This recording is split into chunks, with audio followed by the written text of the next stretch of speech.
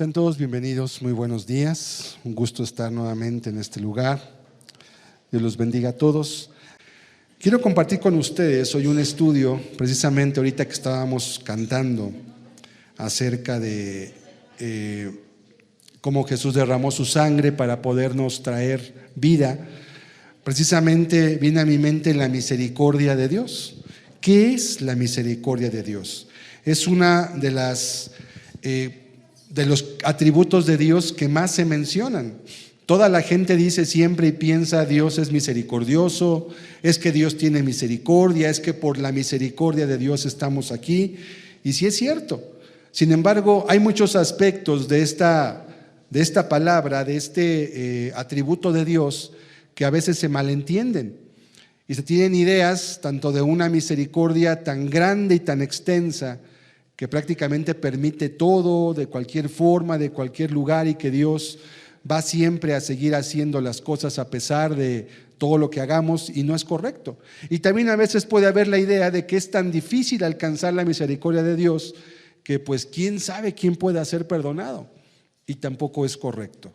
Entonces hoy quiero, con la ayuda de Dios, compartir este estudio y vamos a leer Nehemías 9, versículos 30 y 31. Libro de Nehemías, capítulo 9, versículo 30 y 31, y aquí vamos a poder ver precisamente un texto que nos va a ilustrar gran parte de este atributo.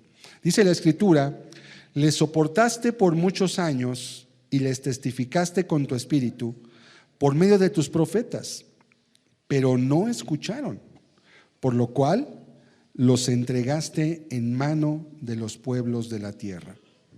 Mas por tus muchas misericordias no los consumiste, ni los desamparaste, porque eres Dios clemente y misericordioso.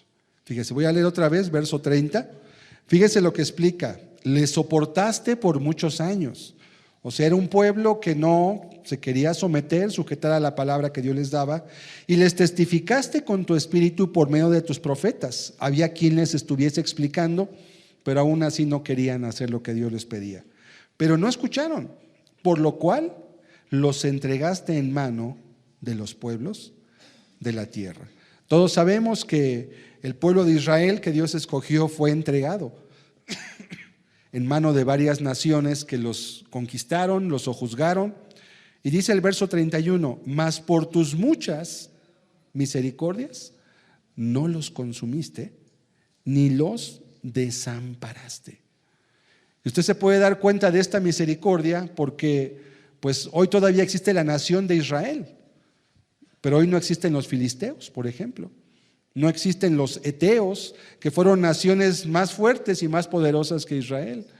No existen muchas naciones, no existe Babilonia, ya no existe Persia, se acabaron.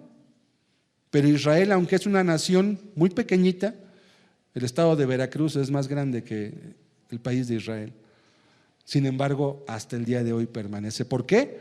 Por tus muchas misericordias. Sí los castigó, sí hubo consecuencias por su pecado, pero no perecieron del todo. Entonces hoy quiero entender precisamente que podamos juntos abrir la Biblia para comprender qué es la misericordia de Dios. Vamos a orar, vamos a pedir a Dios su ayuda. Padre, te damos gracias por la vida que nos das. Estar vivos y poder venir es un privilegio, Señor, pues cuántas personas el día de hoy ya no pudieron ver la luz del sol, pues quedaron postrados en sus camas o por alguna circunstancia de la vida, Señor, en la cual todos estamos expuestos. Hoy te damos gracias y pedimos tu bendición para comprender esta palabra, Dios mío. Queremos comprender qué es tu misericordia. Ayúdanos, pues creemos que hoy somos objeto también de esta misericordia, al poder mirar la luz del sol y estar aquí presentes para alabar tu nombre y escuchar tu palabra. Háblanos, te ruego, en el nombre de Jesucristo. Amén. Amén. Bien, este estudio tiene dos objetivos. El primer objetivo es entender qué es la misericordia. ¿Qué significa esa palabra?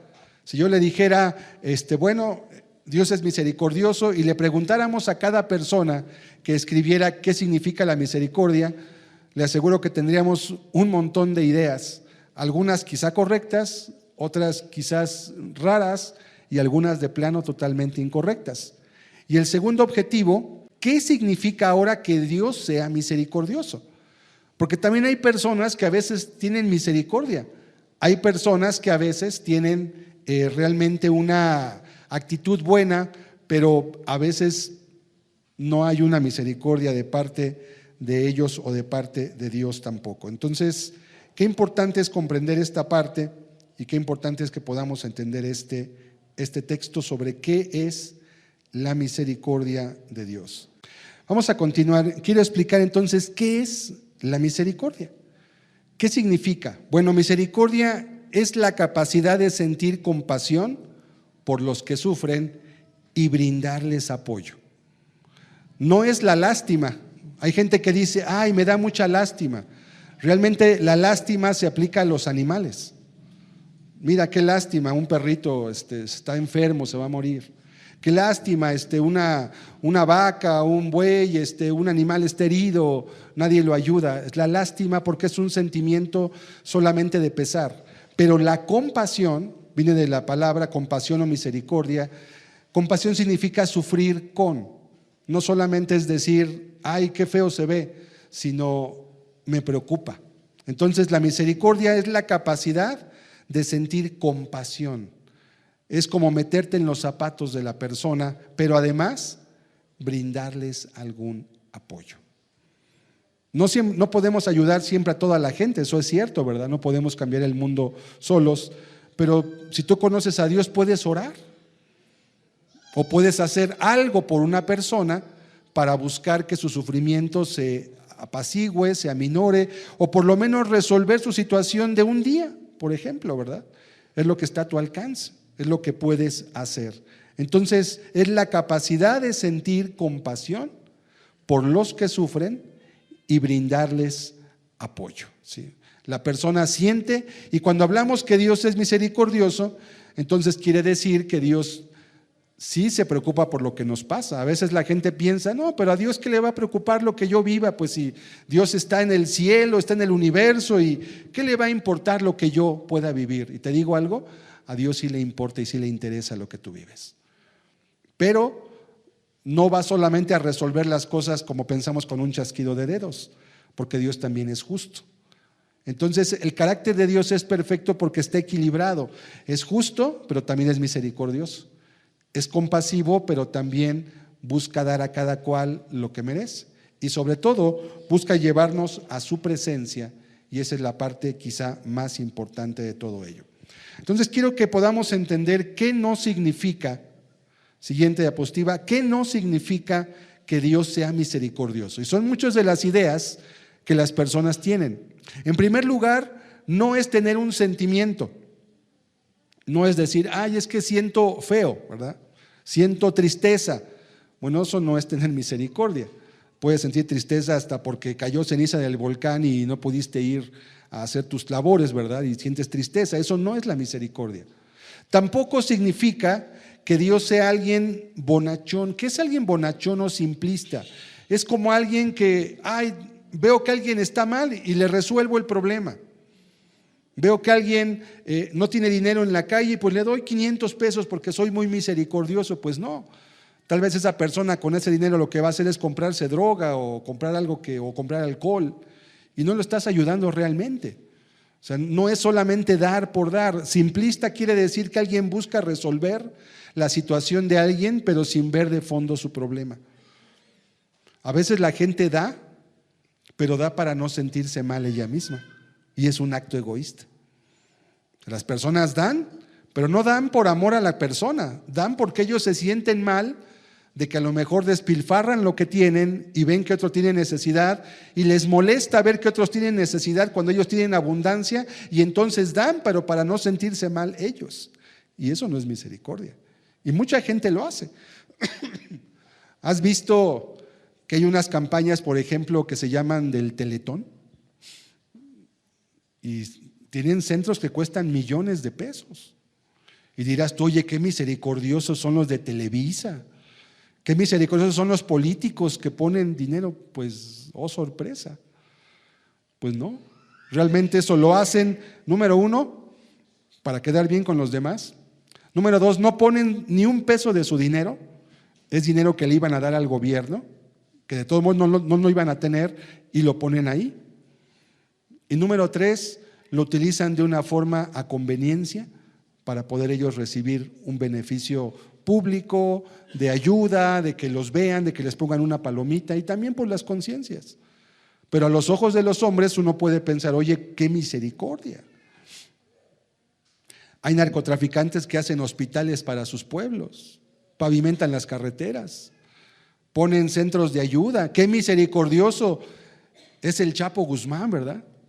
Porque construyó un hospital, pues sí, pero a costa de la sangre de miles de personas que murieron, de familias destruidas, de matrimonios deshechos, de jóvenes que murieron en su adolescencia y juventud para poder distribuir aquello que le dio el dinero. Entonces, no solamente es un sentimiento de simplista, es que resolvió, es que dio. Pero los hombres podemos percibir como que no, es que sí es buena gente. Bueno, eso ves tú, pero un día Dios va a juzgar todo. Y no va a ser solamente lo que se veía, sino por qué se hacía, para qué se hacía y quién era la persona que lo hacía también. Tampoco, número tres, otra cosa que no significa la misericordia, tampoco significa que Dios siempre perdone a las personas. Y es otra idea bien común que tenemos.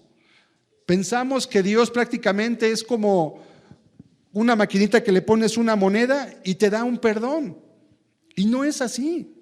¿Y esto cómo lo podemos saber? Pues lo podemos saber por la multitud de gente que vive hoy creyendo que está en el camino de Dios, pero que viven de una forma completamente opuesta. Y si tú les preguntas, te van a decir, Dios me perdonó, pero realmente no viven como si Dios les hubiera perdonado. Entonces, la misericordia no significa que Dios siempre perdone a las personas, pero mucha gente sí cree eso. Y dices que si yo le pido a Dios perdón, pues es porque me tiene que perdonar. Y así dicen, es que me tiene. No, es que me va a perdonar porque es bueno. Y son conceptos que cuando no los desprendemos de la Biblia, pues nos hacen creer en un Dios que realmente la Biblia no muestra. Ahorita vemos, por ejemplo, en el libro de Nehemías que leímos al comienzo, vemos que Dios sí castigó al pueblo de Israel, pero no lo destruyó. Tenía un objetivo aún con lo que le había pasado. Y cuando decimos también que Dios lo castigó, pues a veces simplemente es la consecuencia de las acciones que hacemos.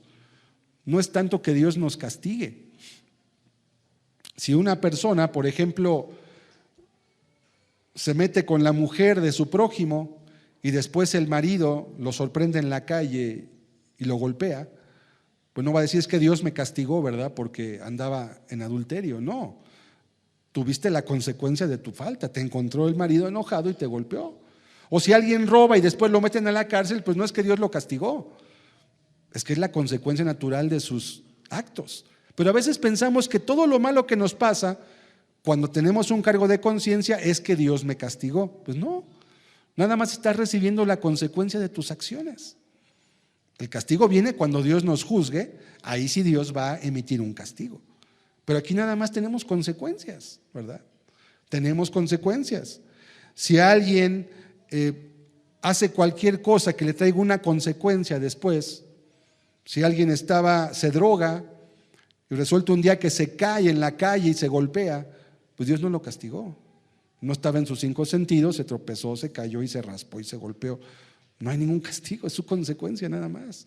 O lo atropella un carro porque iba tan perdido que no escuchó el claxon o no vio el semáforo porque iba distraído, pues es su culpa. Y a veces pensamos que todos esos son castigos de Dios y no, nada de eso es ningún castigo de parte de Dios. Dice la Escritura, Dios no puede ser burlado porque todo lo que el hombre siembre, eso va a cegar. Es una ley de acto, consecuencia. Acto, consecuencia. Entonces no significa que Dios siempre perdone a las personas. Pero sí significa, vamos a ver la siguiente, Miqueas capítulo 7, versículo 18. Vamos a ver algún ejemplo. ¿Qué Dios como tú, fíjense cómo dice, que perdona la maldad y olvida el pecado del remanente de su heredad. No retuvo para siempre su enojo, porque se deleita en misericordia. Fíjense cómo dice: ¿qué Dios como tú que perdona la maldad y olvida el pecado del remanente de su heredad? Si nos quedamos hasta ahí, pensaríamos, ya ves, Dios siempre perdona. Pero fíjate lo que dice inmediatamente después: no retuvo para siempre su enojo. ¿Estaba Dios enojado con su pueblo? Sí. ¿Por qué? Ya leímos en Nehemías, que es uno de muchos textos que se repiten, porque el pueblo, aunque tenía un conocimiento de la palabra de Dios, no querían someterse a él. Y eso pasa en la vida de cualquier persona. Siempre que alguien no se somete a la voluntad de Dios, si no conoce la ley de Dios, pues tiene su conciencia. Pero si además de la conciencia tiene instrucción de la Biblia, como tú que estás aquí hoy, por ejemplo, y tienes el conocimiento y decides no vivir conforme a la palabra, dice la Escritura que Dios sí se va a enojar. Entonces, ¿qué significa la misericordia de Dios? Bueno, que Dios tiene disposición de perdonar. Pero no siempre ocurre esto. Sí tiene disposición, ¿sí? Pero no siempre ocurre así como pensaríamos, solo porque diga, porque también hay leyes. Porque también hay leyes. La misericordia solamente puede operar en una persona que es culpable. Si alguien no se siente culpable, pues ¿de qué lo va a perdonar Dios? No se siente culpable de nada. Hay gente que dice, pues yo de qué me arrepiento. Y todos tenemos una conciencia que nos indica de manera más o menos clara lo que hemos hecho mal, las decisiones que hemos tomado incorrectamente, los pasos que hemos dado que no han sido buenos también. Y todo eso son cosas que Dios ya está hablándonos aún antes de que conozcamos su palabra. La misericordia es lo contrario de la justicia, y Dios en la Biblia tanto es juez como es también redentor. Tiene que aplicar las dos partes. Dios es el mismo que puede perdonar, pero también es el mismo que va a condenar. Ahora, ¿cómo puede balancearse eso? Porque en el sistema judicial de cualquier país hay un fiscal que se encarga de acusar, está de parte del Estado, y si alguien comete un delito, una persona que se llama fiscal, por eso hay una fiscalía de la Ciudad de México, ellos se encargan de perseguir los delitos, ellos son siempre la parte acusadora. Pero hay por otro lado una parte defensora. Si alguien comete una falta y no puede pagar un abogado porque resulta caro, el Estado le proporciona un abogado que se llaman de oficio, que no le va a costar a él nada, porque toda persona tiene derecho, según la Constitución, a una defensa justa. Y lo van a defender. Y va a haber siempre una parte que acusa y va a haber siempre una parte que defiende. Pero en el caso de Dios, Él es la parte acusadora y también es la parte defensora. ¿Cómo puede esto ser posible? Porque Dios tanto es juez como es redentor. Y la cuestión es que cuando tú llegues delante de Dios un día, que todos vamos a llegar ahí, o alguien tiene un papel donde diga que no se va a morir. Todos vamos a morir un día, de una u otra forma, por vejez, por enfermedad, por como sea, yo no sé. ¿Quieres encontrar un juez o quieres encontrar un redentor? ¿Sabes que eso depende de lo que tú vivas y hagas aquí en la tierra?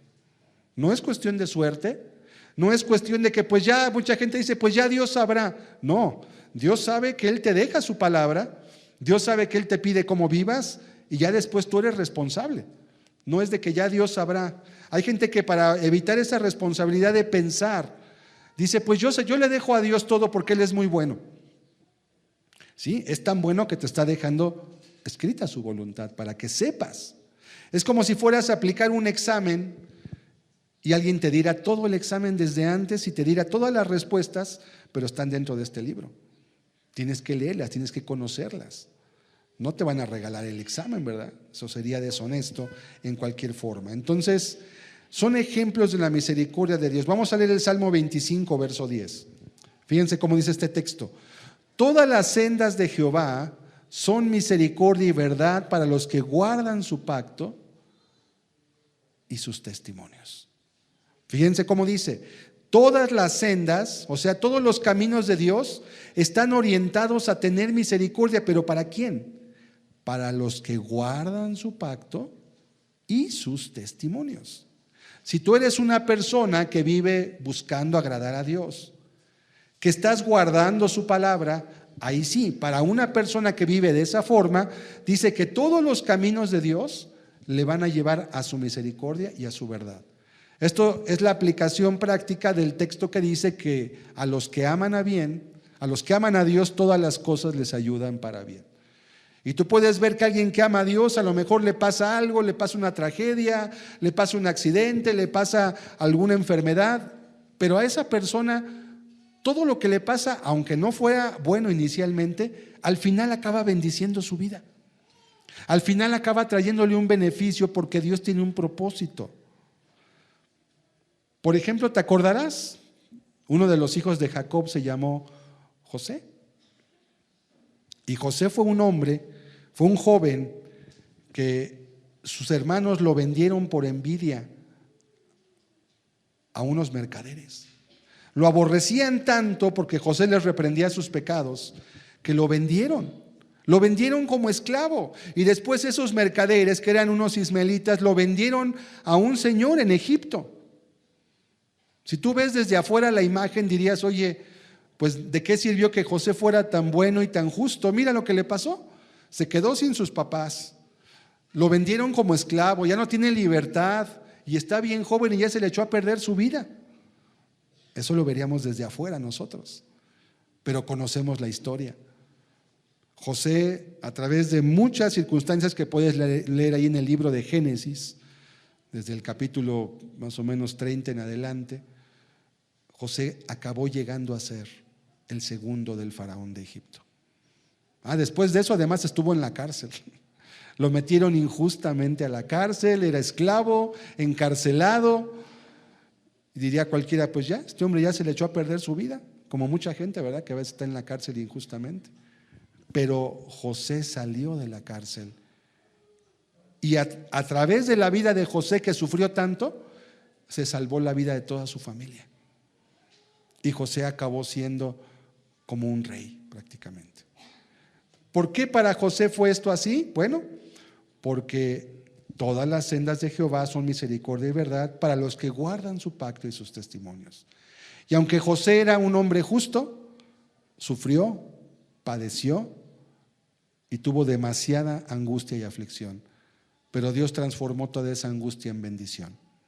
Y así pasa. Si tú caminas delante de Dios y haces su voluntad, aún las cosas que te ocurran que no sean o que sean dolorosas, te van a traer bendiciones al final. ¿Por qué? Porque ahí sí, para estas personas, todos los caminos de Dios son misericordia y verdad. Es un ejemplo importante. Vamos a ver otro texto, Salmo 86, verso 15. Salmo 86, verso 15. Mas tú, Señor, dice este texto, Dios misericordioso y clemente, lento para la ira y grande en misericordia y verdad. Mírame y ten misericordia de mí. Da tu poder a tu siervo y guarda al hijo de tu sierva. ¿Cómo conocía David, que era un profeta y un rey, al Señor? Dice, tú, Señor, Dios misericordioso y clemente. Y luego nos da otra especificación más de cómo es su carácter. Dice, lento para la ira y grande en misericordia. O sea que a Dios no lo vas a hacer enojar rápido. No es de mecha corta, como decimos. Es lento. Pero no quiere decir que nunca va a ejecutar un juicio. Sí lo va a hacer, pero no va a ser a la de ya, no va a ser porque estoy de malas, no va a ser como muchos padres que en lugar de corregir a sus hijos lo que hacen realmente es desquitar su coraje y su frustración y no corrigen a sus hijos. No les dispensan la disciplina que Dios les manda en la Escritura, sino solamente hacen lo que va tendiente a desahogar su frustración, su enojo y su ira. Y la ira del hombre no obra la justicia de Dios. Y esa es la razón por la cual, aunque un hijo a veces le puedas dar entre comillas mucha disciplina, no hay un cambio en su carácter, es porque la disciplina no se está ejecutando correctamente. Se está ejecutando solamente un desahogo de la ira del padre pero no una disciplina para el carácter del niño. ¿Y qué pasa? Que después los hijos crecen y ya que son adolescentes te das cuenta que no hiciste un buen trabajo, pero pues ya no hay mucho que hacer.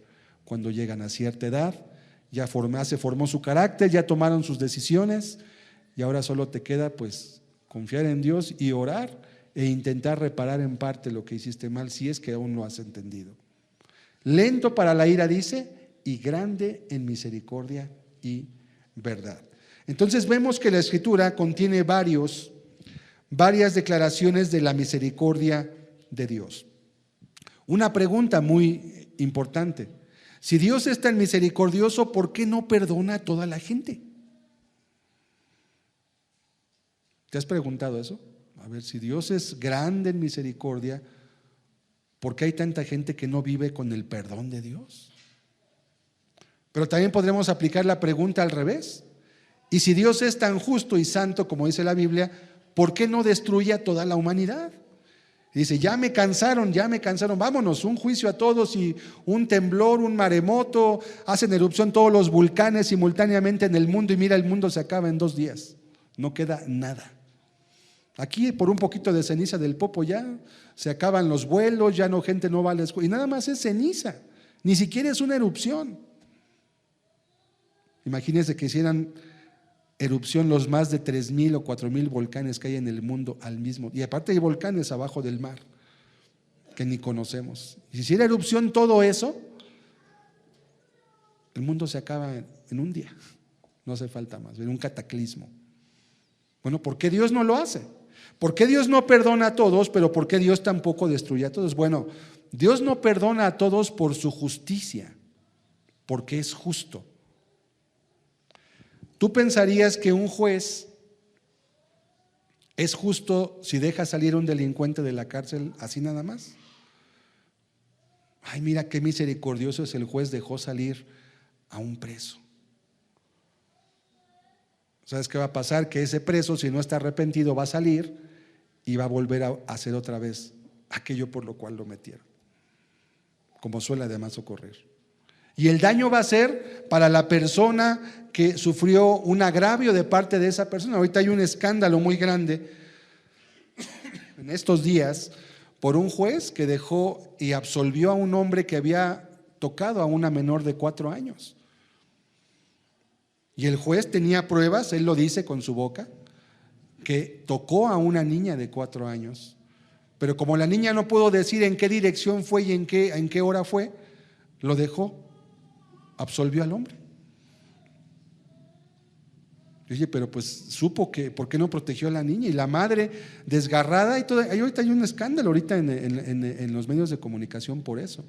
Y se va a impugnar esa decisión y está la gente indignadísima porque el juez, ¿qué dirías tú? ¿Es misericordioso? Pues no, ese juez debió haber aplicado justicia. Y bueno, todos sabemos por qué a veces no viene la justicia, porque a veces hay dinero de por medio, hay intereses y no les importa el bien de los otros, sino que solamente les importa el beneficio que puedan obtener. Por eso dice la Biblia que no debe estar en un papel de autoridad una persona injusta o que ama el cohecho o que es avariciosa o que ama el dinero. ¿Por qué? Porque va a vender la justicia al mejor postor y no la va a ejecutar como debe ser hecha. Qué importante es entonces esto. Entonces Dios no perdona a todos por su justicia, pero tampoco destruye a todos por su misericordia. Y entonces si tuviéramos una balanza, tenemos que la justicia y la misericordia están perfectamente balanceadas. No se carga ni a la justicia, pero tampoco se carga a la misericordia. Está exactamente a la mitad. Es un carácter perfecto el de Dios. Por eso tuvo que mandar a su Hijo para poder aplicar misericordia de una forma real. La misericordia y la justicia van juntas, pero están guiadas por la sabiduría. ¿A quién perdonar y cuándo perdonarlo? ¿Y por qué a uno así y por qué a otro no? Vamos a ver siguiente punto. ¿Qué tiene que ocurrir para que la misericordia de Dios pueda aplicarse en una persona? Vamos a ver 5 puntos. Bueno, debe ser satisfecha la justicia de Dios. ¿Por qué? ¿Qué ocurre en el caso que ahorita te acabo de mencionar, que es real, que acaba de ocurrir esta semana, de hecho apenas hace dos o tres días? ¿Qué pasa cuando un juez no condena a una persona que abusó sexualmente de una menor? ¿Qué ocurre en el corazón de la gente? Pues indignación. Yo he estado estudiando este caso porque conozco de leyes y el juez se saltó muchos criterios que él tenía que haber guardado como juez. Hay algo que se llama el bien jurídico protegido, que es lo que el Estado debe proteger por ser Estado, y el más grande o uno de los más importantes es a los niños, porque son el futuro de una nación. Y el Estado tiene que encargarse de proteger a los niños con todos los medios y recursos que tenga. Y este hombre pues ya le desdichó la vida a esta niña. La niña tiene ya 2 años en tratamientos psicológicos y está muy dañada y muy afectada. ¿Qué ocurre cuando la gente ve que no se satisface la justicia? Viene una indignación, viene un deseo de condenar no solamente al que cometió el delito, sino al juez también, que no aplicó justicia. Oye, ¿por qué? Y le decía a la mamá: juez, usted tiene hijos, ¿qué hubiera hecho usted si fuera su hija? ¿Lo hubiera dejado ir libre porque no pudo decir en qué lugar estaban y a qué hora fue? ¿Usted lo hubiera dejado libre si fuera su hija? Y el juez pues no decía nada. Está la entrevista y está la cara del juez ahí, porque fue un juicio oral. Y es increíble ver el grado de corrupción que puede haber en el Poder Judicial actualmente. Está totalmente hecho pedazos. Este poder solo sirve para los intereses de algunas personas. Y por eso hay tanta indignación, y por eso el juicio de Dios viene pronto sobre la tierra también. Porque México no es el único país. Está ocurriendo en muchos lugares. Entonces, tiene que ser satisfecha la justicia de Dios. Si no, no puede haber misericordia. ¿Fue correcto que el juez absolviera a este hombre? Pues no, no fue correcto. ¿Por qué? Porque no se le aplicó justicia.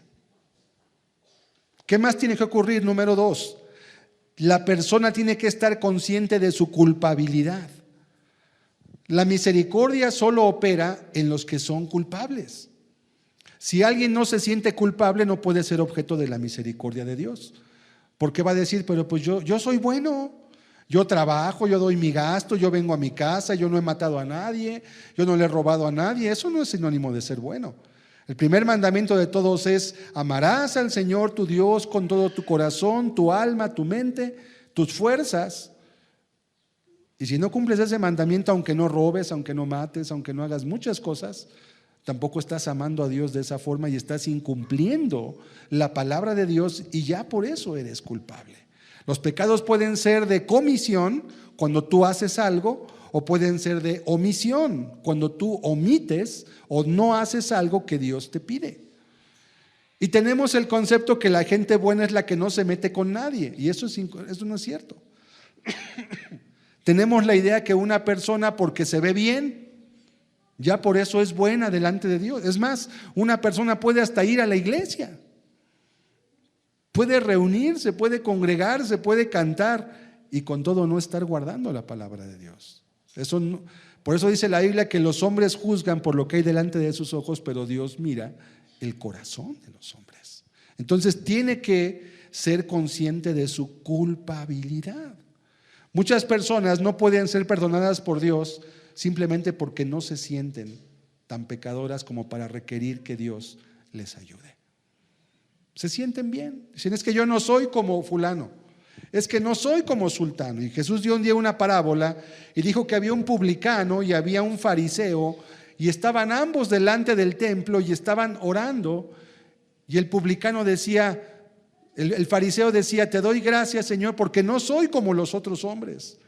No soy adúltero, no soy ratero, doy diezmos de lo que gano, yo predico, yo hago esto. Y dice: y aún no soy ni como este publicano que está aquí.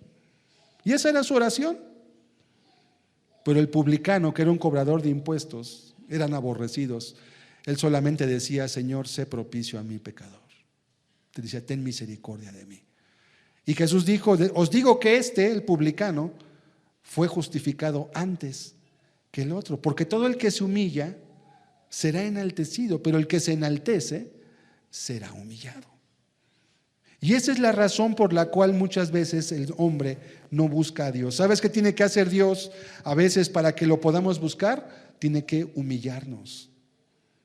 Tiene que hacernos ver que somos polvo. Sí, todos lo decimos en el papel, todos lo sabemos, pero actuamos como si no fuera así. Todos sabemos que podemos morirnos mañana, pero no ponemos nuestra vida en orden delante de Dios como si fuéramos a morir mañana. Solamente queda en los labios. Sí, ya sé que me puedo morir. ¿Y qué has hecho? A lo mejor ni tu testamento has hecho siquiera. Y sabes que te vas a morir. Pues ya lo hubieras arreglado. ¿Y con Dios qué has hecho? Pues sí, sabemos, de labios para afuera sabemos muchas cosas, pero no estamos conscientes de nuestra culpabilidad. Y por esa causa Dios no puede ejecutar o no puede aplicar su misericordia. ¿Sabe qué debe ocurrir? Tiene que venir una obra del Espíritu en el corazón del hombre. Tiene que venir Dios a tratar contigo. Tiene que Dios venir a decirte en tu mente, en tu corazón: tu vida no es agradable delante de mí, vuélvete, arrepiéntete, reconsidera estas cosas. Mira, en mi palabra te digo yo esto y tú has hecho oídos sordos, como pasó con su pueblo. Y Dios está tratando para poder hacer que la persona sea objeto de su misericordia. O sea, Dios no puede ejecutar misericordia solo porque es Dios. Es otra idea falsa. ¿Ha escuchado usted? Yo he escuchado muchas veces. Hay gente que me ha dicho: hermano, es que Dios cuando quiera me puede perdonar. Y yo los oigo y me espanta, porque esa frase quiere decir que entonces ellos no están perdonados porque Dios no los quiere perdonar. O sea, Dios quiere nada más, Dios puede nada más que no quiere, por eso no me ha perdonado. Y por eso vivo como vivo. Le digo: no es cierto. Dios te quisiera haber perdonado desde hace mucho tiempo, pero tú no has hecho lo pertinente, no porque te puedas ganar el perdón, porque no podemos ganar el perdón de Dios, ni podemos pagarlo tampoco, pero sí puedes colocarte en el lugar donde Dios sí te puede perdonar, y es lo que no queremos hacer. Siguiente punto: ¿qué más se requiere para que una persona sea objeto de la misericordia de Dios? Requiere que la persona haya confesado como prueba de esa conciencia. ¿Cuál conciencia? La conciencia de su culpabilidad. Una persona no puede ser atendida por un abogado si insiste que es inocente cuando es culpable. Y esa es la razón por la cual muchos abogados a veces tienen conflictos de conciencia, porque a veces tienen que defender personas que realmente sí son culpables. Sí cometieron un delito, pero como es su trabajo, los tienen que defender. Y saben, porque ya hablando de uno a uno, el cliente con el defensor le tiene que contar realmente lo que ocurrió. Y entonces el abogado, aunque sepa que es culpable la persona, como su trabajo es defenderlo, pues lo va a defender, y eso le acarrea al abogado un conflicto tremendo en su conciencia, porque no está obrando justamente. Lo justo es que el que hace lo malo, lo pague. Pero si el abogado es lo suficientemente hábil y el cliente tiene el suficiente dinero y pueden corromper las pruebas o corromper los testigos o pueden sobornar a los jueces, como en el caso que te acabo de comentar, entonces la persona nunca va a confesar, aunque sea culpable. Y entonces no puede obrar la misericordia. Qué importante es comprender todo esto. Entonces, no es que Dios no quiera perdonar, es que la mayoría de la gente no lleva a cabo nada de esto en su vida. Y nuestra conciencia nos dice, ¿verdad? Nuestra conciencia nos indica. Siguiente punto: también es necesario que restituya a quienes agravió. Dirás tú: bueno, y uno que mató a otro, ¿cómo lo restituye? Ya no puede devolverle la vida. Sí, es cierto, ya no puede. Hay cosas que no se pueden restituir, pero sí puede restituir el agravio de quienes fueron afectados. Por ejemplo, la madre de una persona que fue asesinada, aunque no le pueden devolver a su hijo, su sentimiento de justicia puede ser satisfecho cuando esa persona sea encarcelada de por vida. ¿Okay? ¿Por qué? Porque además una persona que mató a uno, pues puede matar a otro después. si no se arrepiente. Entonces, la forma de restituir a veces es pagar ante la justicia lo que merece su acción. Y a veces restituir puede ser pedir perdón. A veces puede ser, si alguien le robó a otro, pues la restitución puede ser devolverle lo que le robó, ¿verdad? Hay cosas que se pueden restituir, pero hay cosas que no se pueden restituir. Y un requisito del arrepentimiento es la restitución. Y muchas personas quieren solamente pedir perdón, como si levantaran la alfombra y echaran con la escoba toda la basura abajo. Bueno, ya pedí perdón, ya levantamos la alfombra, metemos la basura aquí y no pasó nada. No, no es tan sencillo. El pecado trae consecuencias. El pecado destruye, daña, ofende, corrompe, esclaviza, insensibiliza, endurece. No es tan sencillo. Dios puede perdonar, pero quedan consecuencias en la mente y en el corazón de quien practica el pecado. Por eso Dios nos dice en su palabra que nos alejemos del pecado. ¿Pero qué Dios no puede perdonar? Sí, Dios te puede perdonar, pero tu mente se va dañando y corrompiendo mientras tú sigues pecando, aunque Dios te pueda perdonar. Yo he mirado personas que aunque Dios las puede perdonar, a veces ellos mismos ya no se pueden perdonar a sí mismos. Está tan dañada su conciencia de tanto mal que han hecho que ya ni siquiera creen que Dios los pueda perdonar. Y a veces Dios sí los puede perdonar, pero ya ellos no se consideran ni siquiera aptos porque han dañado su conciencia. Es muy peligroso. Siguiente punto. ¿Tenemos otro punto o ya es el último? Bueno, restituir a quien lo agravió, que es, vamos a leer Isaías 55:7. Fíjese cómo dice aquí la escritura, y esta sería una aplicación de cómo Dios puede aplicar la misericordia en el corazón o en la vida de una persona. Dice este texto: deje el impío su camino y el hombre inicuo sus pensamientos, y vuélvase a Jehová, el cual tendrá de él misericordia, y al Dios nuestro, el cual será amplio en perdonar. Vamos a desmenuzar este texto poco a poco. Número 1 dice: deje el impío su camino. ¿Qué es un impío? Una persona que vive sin piedad o que vive lejos del camino, lejos de las leyes y las ordenanzas de Dios. ¿Qué le pide Dios? Dice: deja tu camino. No sigas viviendo en desobediencia. No sigas viviendo en rebeldía a mi palabra. No sigas viviendo haciendo lo que tú crees que es mejor. Deja tu camino.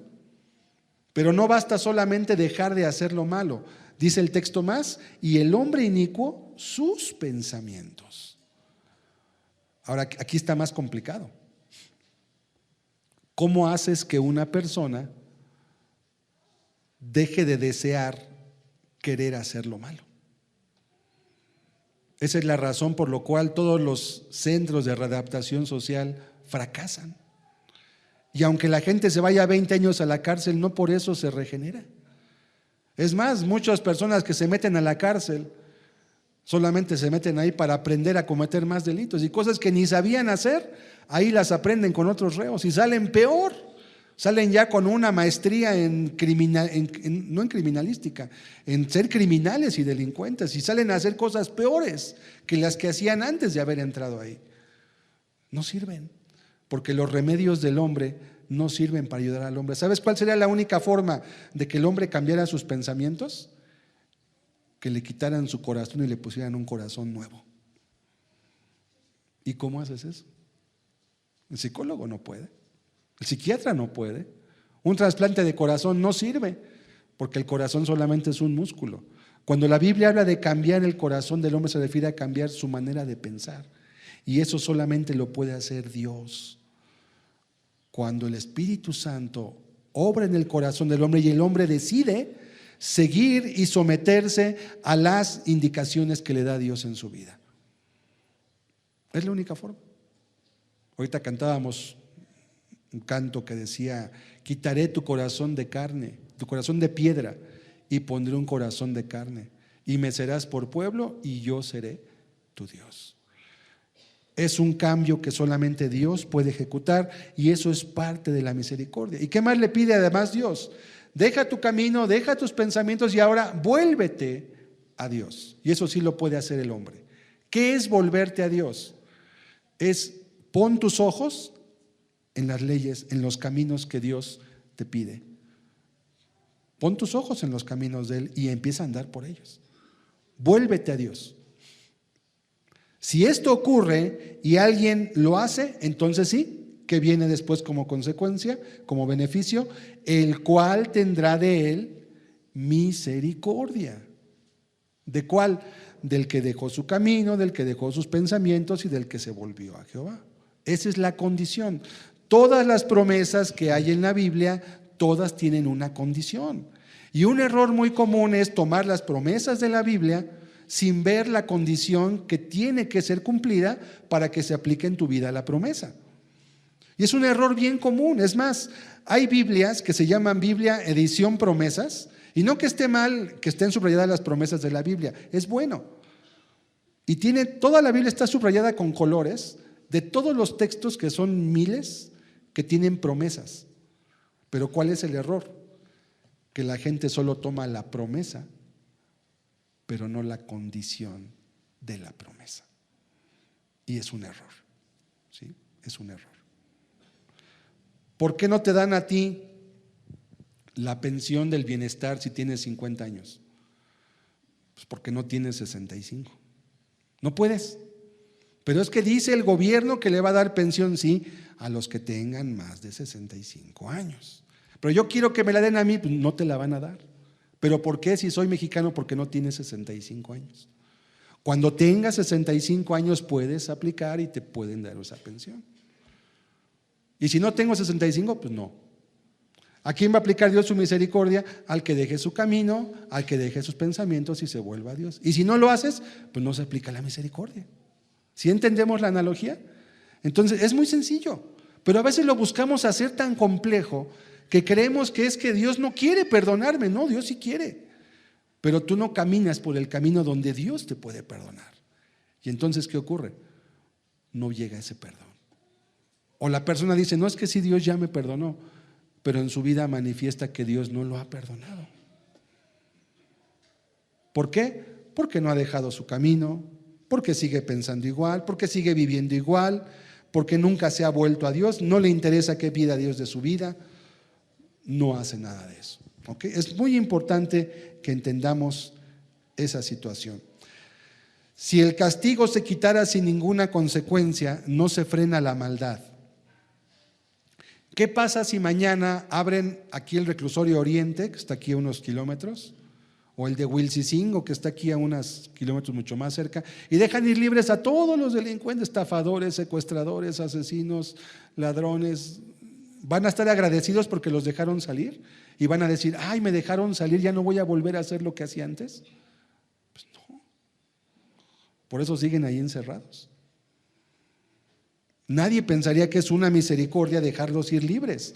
De la misma forma por la cual Dios no perdona a todo ser humano que dice, perdóname. Una vez que una persona está bajo la condenación, puede jurar y perjurar lo que quiera. No lo voy a volver a hacer, se lo aseguro, señor juez, déjeme ir libre, bájeme la condena. Y los jueces saben que no es así.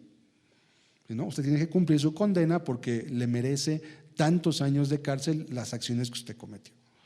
Pero juez, le prometo, le juro por mi madre, le juro por Diosito que no voy a hacerlo. No sirve. ¿Por qué? Porque la justicia demanda ser satisfecha. Son conceptos de la misericordia de Dios que muchas veces no comprendemos. Y entonces le trasladamos a Dios una responsabilidad que Él no tiene. Créeme que cuando una persona no tiene el favor de Dios en su vida, es porque no lo quiere. Es porque no lo anhela realmente. Porque Dios está dispuesto, Él quiere. Pero nosotros queremos, pero a veces queremos bajo nuestras condiciones, a nuestra manera, de la forma cuando queremos, como queremos y de la forma que queremos. Y Dios te dice, pues no, es que no hay trato. Yo soy Dios, tú eres el que necesitas de mí, no yo de ti.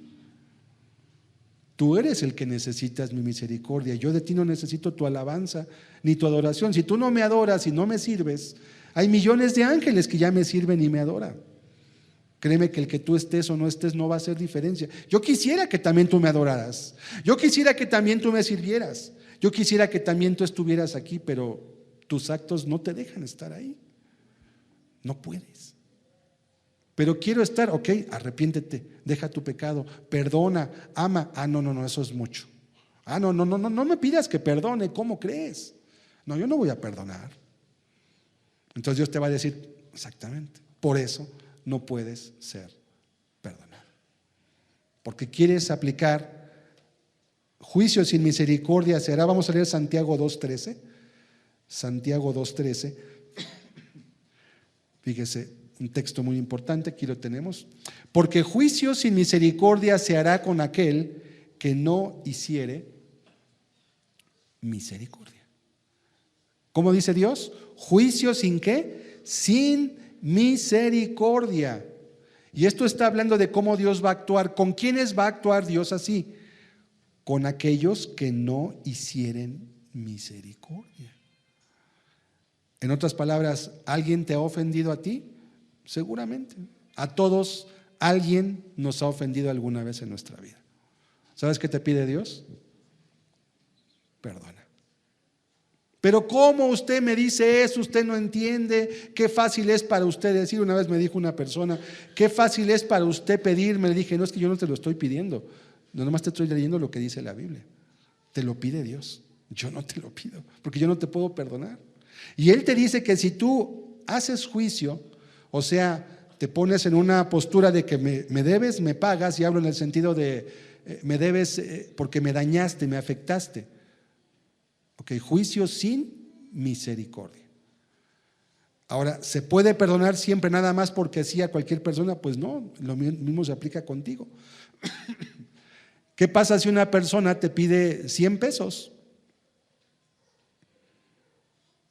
y te dice que te los va a pagar en una semana?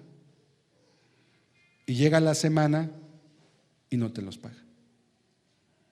Y pasan 15 días y no te los paga. Y pasa un mes y no te lo paga. Y pasan 6 meses y ¿sabes qué? Ya te los regalo, te perdono. Ok, préstame otros, ahora préstame 500, ¿no? ¿Qué le vas a decir tú?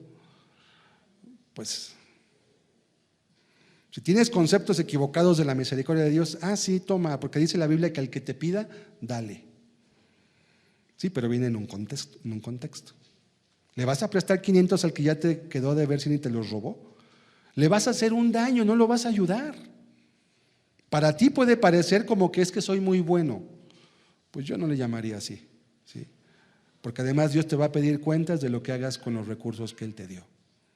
Ni siquiera el dinero es tuyo, es de Dios. Y Dios te lo presta nada más aquí para que tú hagas un uso como administrador temporal de los bienes que Dios te da. Ni tu dinero, ni tu vida, ni tu tiempo, todo lo que tenemos le pertenece a Dios. Todo lo que tienes le pertenece a Dios. Que tú no lo creas así es otra cosa, pero así es. Entonces, así como tú no le prestarías 500 al que ya te pidió 100 y no te los pagó, es la misma razón por la cual Dios, cuando tú le digas perdóname, Él te va a decir perdona tú al que te ha dañado también. Deja el rencor, deja tu enojo, vuélvete.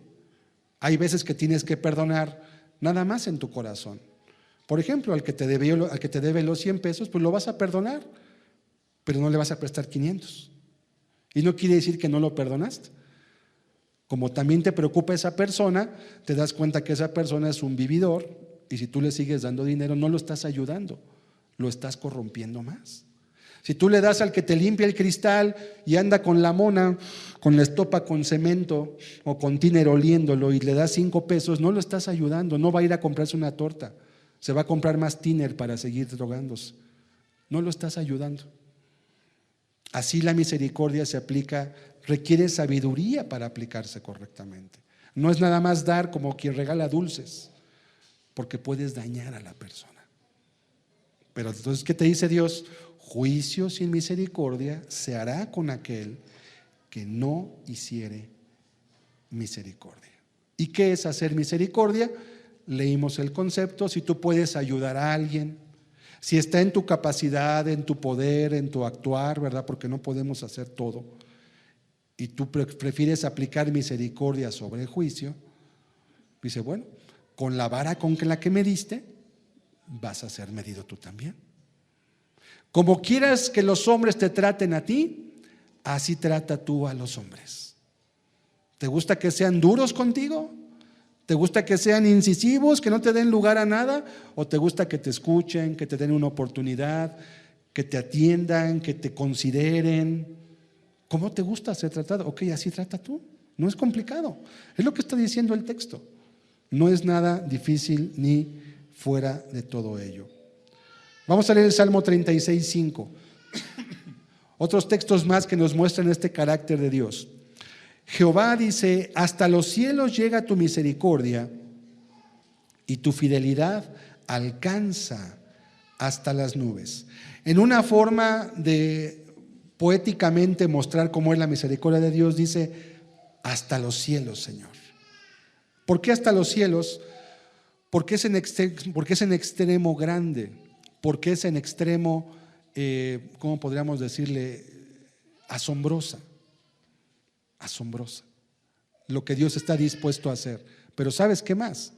Dice: y tu fidelidad alcanza hasta las nubes. ¿Sabes qué significa la fidelidad de Dios? Es otro concepto que está ligado. Fidelidad quiere decir que Dios es fiel, y fiel quiere decir que cumple todo lo que promete. Y a veces esa parte de la fidelidad también se le aplica una forma que no siempre es la correcta, porque tiene dos partes. Dios es fiel porque cumple todo lo que promete, pero Dios promete bendiciones, pero Dios también tiene advertencias. Y Dios tanto va a cumplir las bendiciones, pero también te va a cumplir lo que te advirtió, y también lo va a hacer. Entonces solemos pensar en la fidelidad como que, como Dios dijo que me va a bendecir, yo creo que me va a bendecir porque es fiel, y sí te va a bendecir. Pero también dice la Biblia que si tú edificas tu casa sobre la arena y no sobre la roca, dice que tu casa se va a caer, y también eso se va a cumplir. O sea, la fidelidad se aplica en los dos sentidos, no nada más en el de las bendiciones, también en el de las consecuencias y las advertencias. ¿Sí? Es un ejemplo para que podamos entender eso. Vamos a leer, por ejemplo, Mateo 7, este no está en la presentación, pero es un texto muy ilustrativo.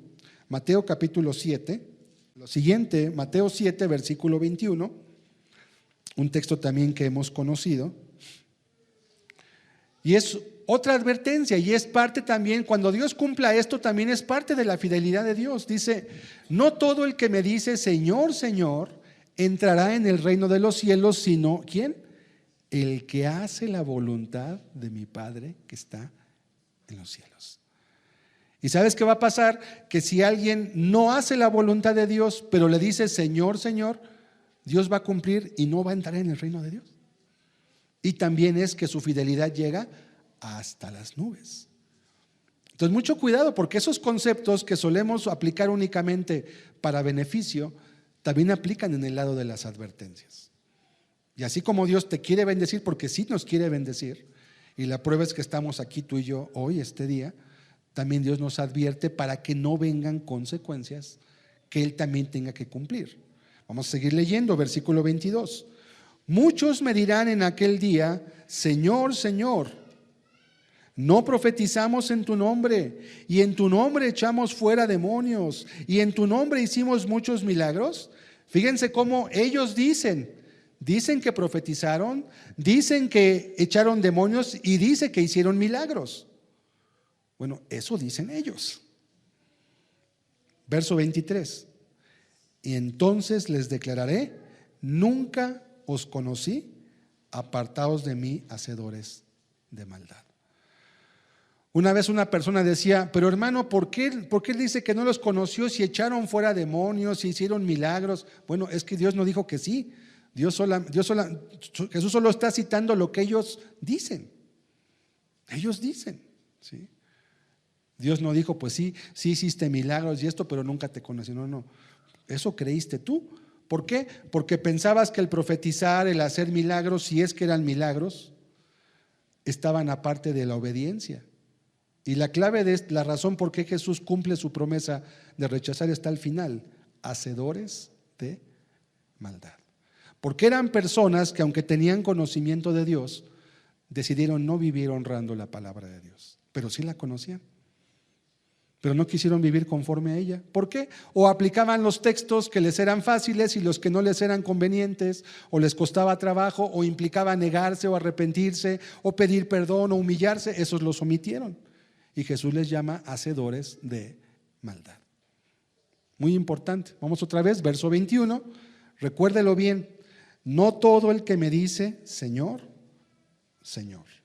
¿Y cuánta gente hoy en domingo le dice a Dios Señor, Señor? Y se piensa que por ese hecho ya estamos ganando algo. Dice la Escritura: no entrarán en el reino de los cielos, sino ¿quién? El que hace la voluntad de mi Padre.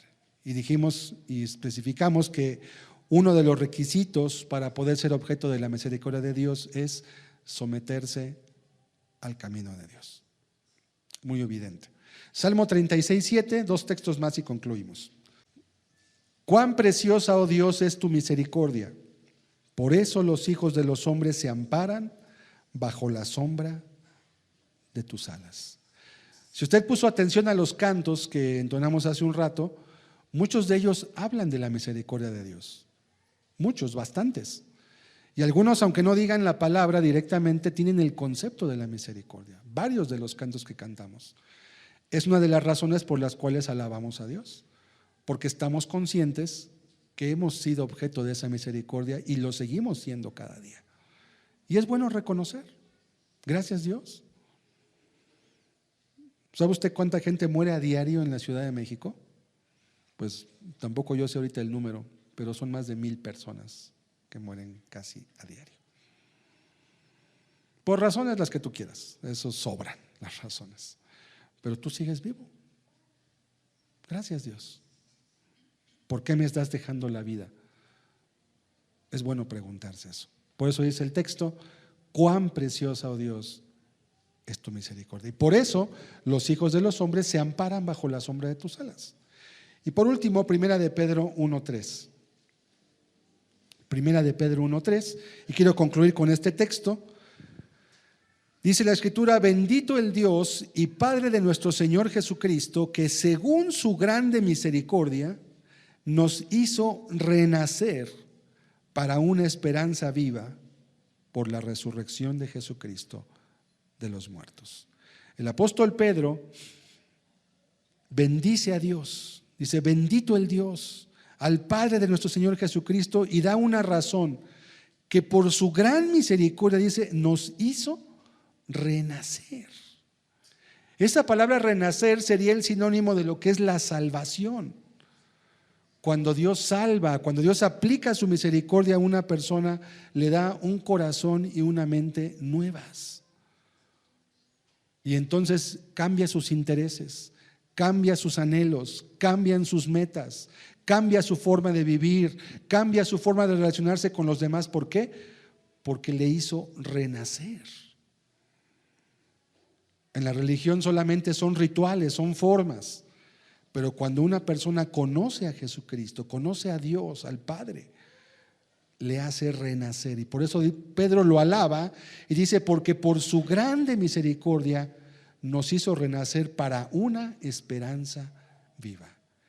Y los que hoy vivimos conociendo a Jesucristo, no tenemos nuestra esperanza aquí en la tierra. No echamos anclas, no echamos raíces. ¿Por qué? Porque vamos solo de paso. Pero cuando alguien no tiene a Dios en su vida, pues quiere vivir como si aquí fuera a vivir eternamente, y aquí no vas a vivir eternamente. Vas a dejar tu casa, vas a dejar tu carro, vas a dejar tu cuenta de banco, tu teléfono, tu reloj, tu ropa, tus zapatos, todo lo vas a dejar, no te vas a llevar nada. Desnudos salimos del vientre de nuestra madre y desnudos volveremos a la tierra de la cual Dios tomó para formarnos. No nos vamos a llevar nada. Y aunque todos decimos sí, sí es cierto, en la práctica a veces vivimos como si fuéramos a llevarnos todo. En la práctica. Por eso Pedro dice: tenemos una esperanza viva. ¿Qué esperamos los cristianos? Cielos nuevos y tierra nueva, como dice Isaías 66, como dice Apocalipsis 22, como dicen muchos textos, 1 Corintios 15, donde especifica cuál es la esperanza del cristiano. Y ahí tú te das cuenta entonces que esa persona fue objeto de la misericordia de Dios. Sí, puedo ver en su vida que realmente Dios efectuó su misericordia en él, porque está viviendo con una esperanza diferente. Concluyo diciendo entonces que tú y yo tenemos una grande misericordia que ya se ha aplicado, pero Dios quiere todavía extenderla más en tu vida. Si ya caminas con Dios, quiere hacerte crecer en su camino, quiere que seas útil, quiere que seas un instrumento en su mano. Si no lo conoces todavía, quiere que lo conozcas, quiere que camines con Él. Si estás viviendo en pecados y estás lejos de Dios y sabes que hay muchas cosas que te impiden caminar con Él, Él te dice que te arrepientas, que te vuelvas y que Él te va a recibir, porque Él quiere, pero es bajo sus términos, no bajo los nuestros. Es de la forma que Él nos pide, no como nosotros creemos que podemos ir delante de Él. Por todo esto podemos decir: cuán grande, Señor, es tu misericordia. Cerremos nuestros ojos, por favor. Vamos a meditar brevemente, un minutito. Pensemos. ¿Cuántas cosas Dios te ha dado esta semana que te hacen reflexionar qué bueno eres, Dios? Gracias por esto, gracias por aquello, gracias por esto otro. Y es bueno ser agradecidos, porque al agradecer, eso nos vuelve humildes. Al reconocer de dónde vienen, como dice la Escritura, toda dádiva y todo don perfecto desciende de lo alto, del Padre de las luces, en el cual no hay sombra ni mudanza de variación. Y tú y yo hemos recibido muchos beneficios de parte de Dios. Es justo que le agradezcamos, es justo que lo honremos, es justo que lo alabemos, es justo que lo obedezcamos, porque es digno, porque es digno. Cuán bueno es Dios. Gracias, Dios, por la vida que nos permites en este día. Gracias por la bendición de tener una familia, Señor. Gracias por mi esposo, por mi esposa, por los hijos que me has dado. Gracias por el trabajo, por el oficio con el cual puedo sustentar mi vida. Gracias porque me has guardado, porque me has tomado de tu mano, Señor, y me has bendecido. Gracias por cada beneficio que no me acuerdo en este día, pero que sin duda son muchos y que tú me has prodigado, a veces sin merecerlo, Señor, porque grande es tu misericordia.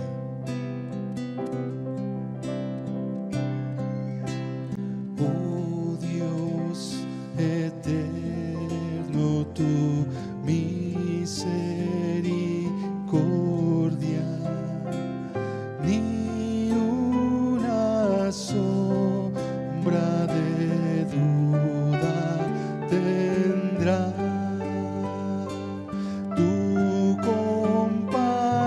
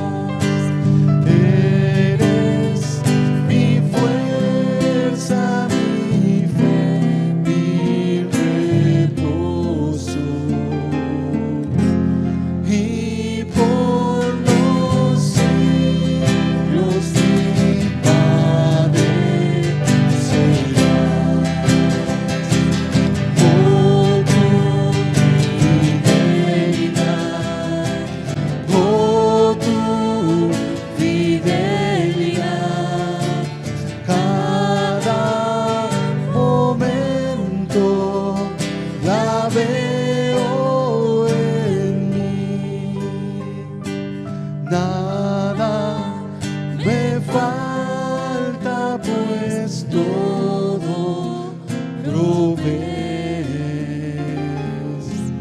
Grande, Señor, es tu fidelidad.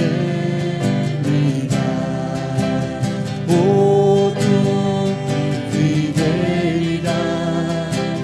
Oh, tu fidelidad. Cada momento la veo en mí.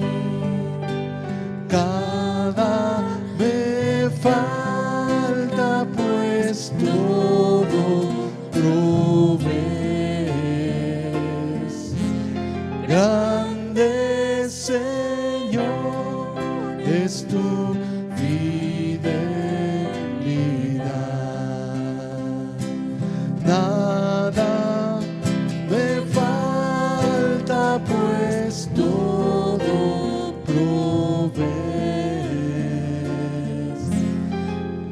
Grande, Señor, es tu fidelidad.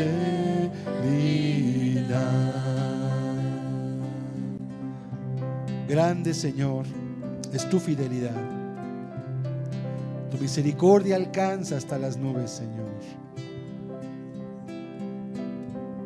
Porque para siempre es tu misericordia, Señor.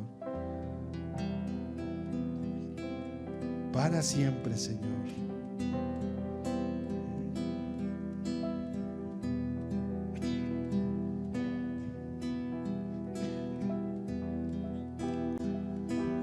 Alaba a Jehová porque Él es bueno, para siempre es su misericordia.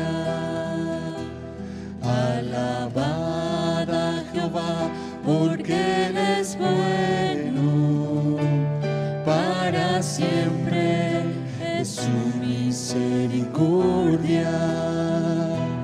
Alabad al Rey de los Reyes, alabad al Dios de los dioses, alabad al Rey de los cielos, alabad al Señor de los señores, porque para siempre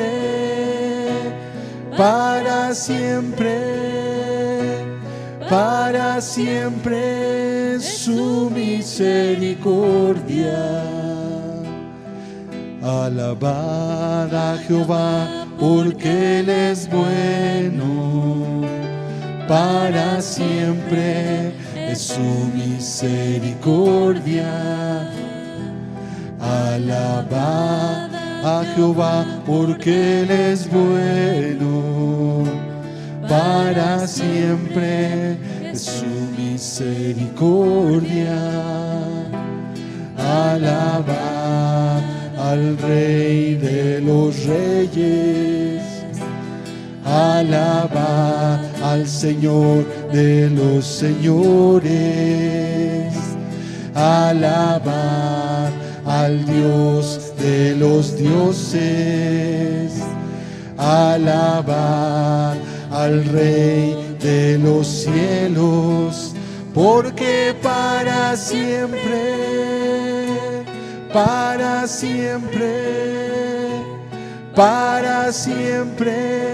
es su misericordia, porque para siempre y para siempre es su misericordia. Te alabamos porque para siempre es tu misericordia, Señor. Gracias por permitirnos gozar de ella. Gloria a tu nombre, Señor. Bendito seas, porque en tu palabra encontramos claramente lo que esperas de nosotros, Señor, y cuál es el camino para que esa misericordia sea real en nosotros. Gloria a tu nombre. Gracias en el nombre de Jesucristo de Nazaret. Amén, Señor. Amén.